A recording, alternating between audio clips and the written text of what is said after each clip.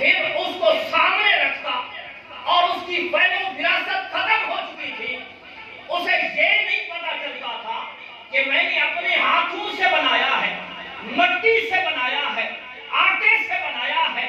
جب اس کو رکھتا اور پیشانی اس کے سامنے جھکا دیتا کہ جناب یہ میرا خدا ہے، تو میرے مصطفیٰ نے انسان کی فہم و وراثت کو پھر اجاگر کیا، فرمایا اے انسان سوچ، اے انسان اپنے اندر عقل کو پیدا کر، تو اپنے ہاتھوں سے بناتا ہے پھر اس کے سامنے جھکتا ہے، تجھے اتنا پتا نہیں چلتا کہ مٹی کا ہاتھ سے بنایا ہوا خدا نہیں ہو سکتا۔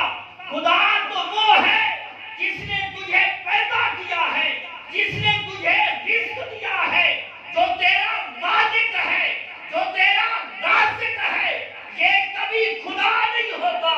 ارے بتوں سے نکال کے رب کی بارگاہ میں پہنچا، فرمایا لا اسالکم، اس پہ بھی میں کوئی اجر نہیں مانگتا۔ ذرا زور سے سبحان اللہ۔ یہ میرے نال جلسوں تو ذرا لطف حاصل۔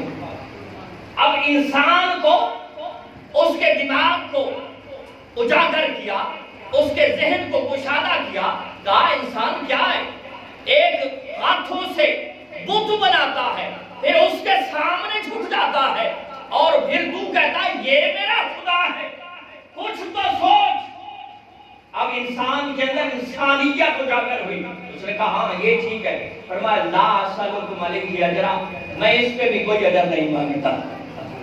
دوسری چیز کہ وہ انسان کہ جس کے دل سے محبت، جس کے دل سے انس، جس کے دل سے پیار، یہ سب چیزیں ختم ہو چکی تھی۔ اپنی تاریخ کو پڑھو،